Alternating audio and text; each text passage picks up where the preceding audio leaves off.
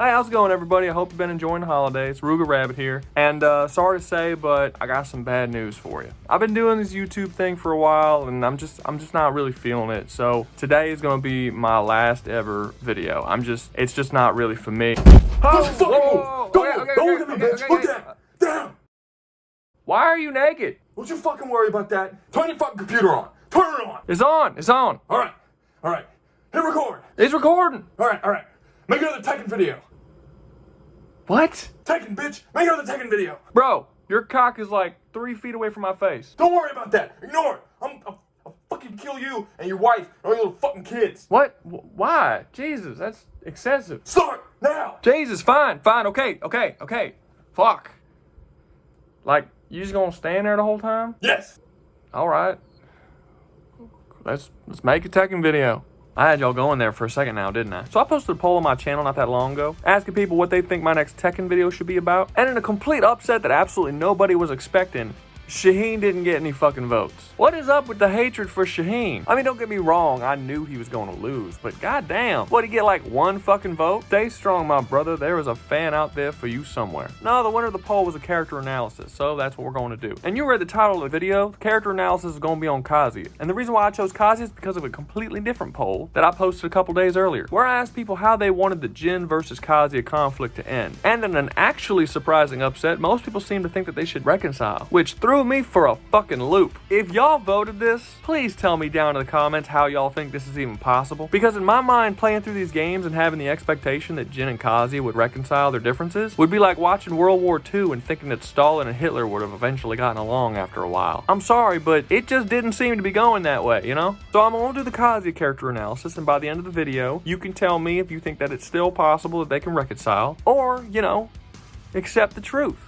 So let's get started. There's a very common belief about Kazuya's character that he's some kind of tragic hero who would have been a good person but was corrupted by the abuse of his father and then corrupted further by the devil gene. And I gotta say, what a crock of shit. All the way back in Tekken 1 in Kazuya's character biography, he's described as a cold-blooded and sadistic person whose main goal in life is a worldwide coup d'etat. Do you know what a coup d'etat is? It is a violent and unlawful seizure of power. A worldwide coup d'etat is just a fancy way of saying a dude wants world domination. The man is on some Cobra Commander bullshit. And this is before the series ever introduced the concept of the devil gene in the first place. This was not some kind of corruption. This is just who he is as a person. While it's true that the things that Heihachi did to Kazuya did make him hate him and want to murder his father, that's not his main goal. His main goal, as described back in Tekken 1, is to kill his father so he could take over the Mishima Zaibatsu and then use the Mishima Zaibatsu to take over the planet, rule over the world, become a worldwide dictator. That's not in any way connected to his abuse from his father. There really isn't any evidence whatsoever that the reason why he does things is because of some sort of corruption. To a certain extent, I don't really blame people too much for thinking this. I mean, terrible Hollywood writers really like to dip into the abuse well a lot. Like every single villain in every major Hollywood production nowadays has to have some tragic backstory that in some way justifies all their evil actions. And it gets to the point where it's just downright ridiculous how much these writers think people can get away with. Like, your boyfriend dies so you can enslave an entire town of innocent people. And then at the end of the story, we can have some terrible speech about how the people you enslaved actually owe you a debt of gratitude because you had to sacrifice your feelings by allowing the people that you enslaved to go free. And this just keeps happening more and more. Everything from Joker to Maleficent to Cruella de Vil and etc. etc. All these villains have to have some kind of sad, abusive backstory. And it seems to be tied to our real world culture where, with some exception that I'm not going into in this video, we can't really view any action as evil anymore, right? Like, some piece of shit goes up and shoots up a school and it's not the kid's fault, it's the fault of mental illness or guns or whatever. Like, we can't actually blame people for the actions that they themselves commit. And that has shown to reflect itself in our art. That's a really bad mindset to have. And I feel like these types of stories have conditioned the audience to start looking for things and looking for reasons to justify the actions of evil characters, even if there's really no through line. Like, in order for someone's sad backstory to explain their evil in the current story, that abuse has to somehow lead to the actions that the character is currently taking. Like, for example, let's say you have a character that's some kind of sick child molester, and this child molester character was actually molested when he was a child by his uncle. And the main character of this theoretical story began to confuse his uncle's abuse with what actual parental love is supposed to be like. So this corrupted this character's idea of what love is, and then when he eventually grew up, he started doing it to other children because in this character's mind, this is the way that he shows and experiences love with other people.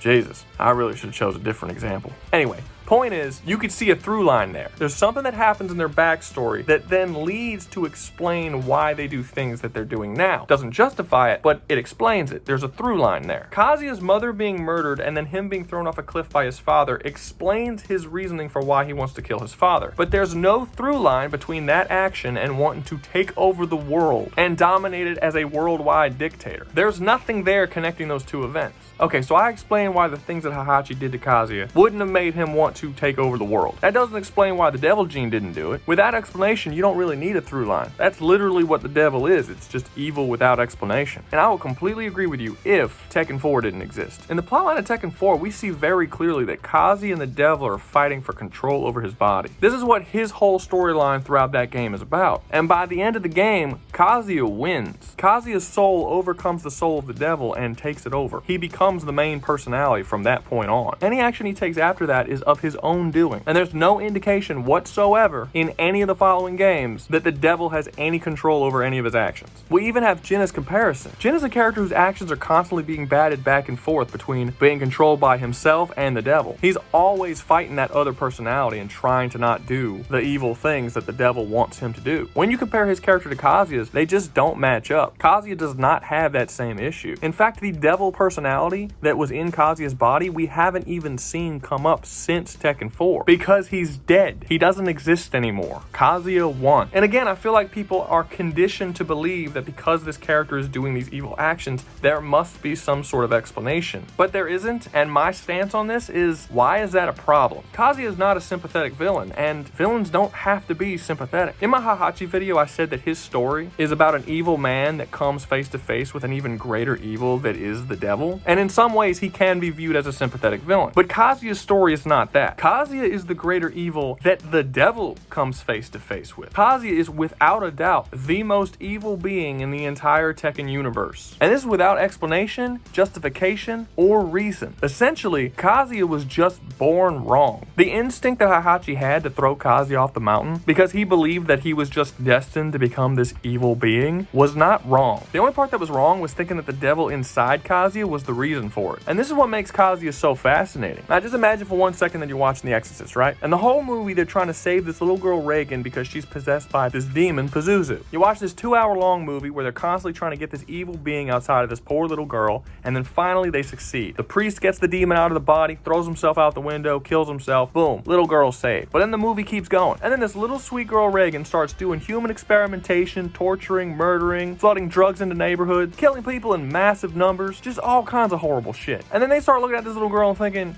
you know what?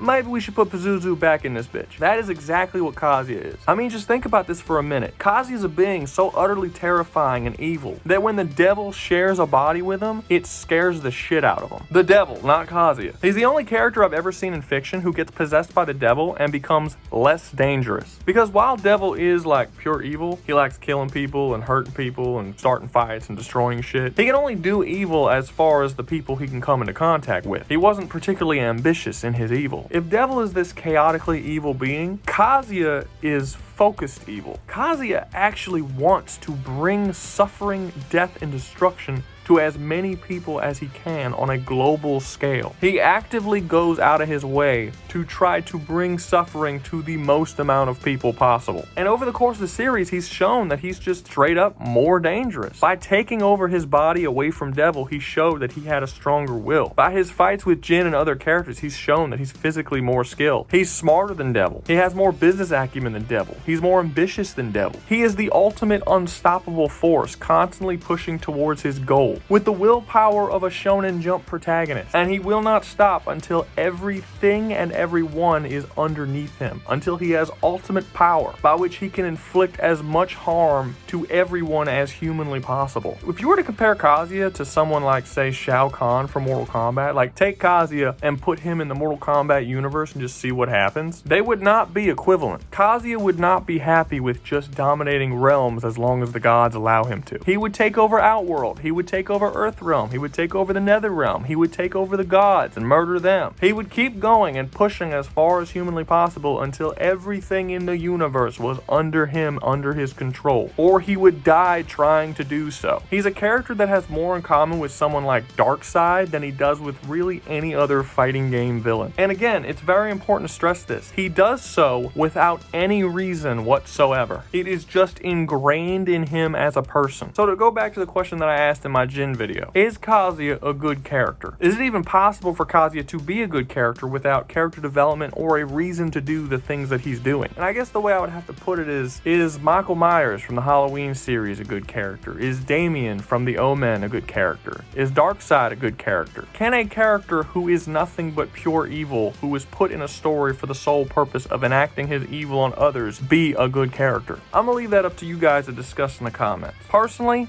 I like Kazuya. I like the idea of this super swagged out guy in a suit just sitting on his throne doing evil ass shit for the sake of it. I mean, the man is so evil that he started doing experiments on animals to make them super soldiers because he knew that the war that he would enact on Earth would kill so many humans that they would start running out of human bodies to throw at people. And he wanted to make sure that he had a backup just in case humans started going extinct.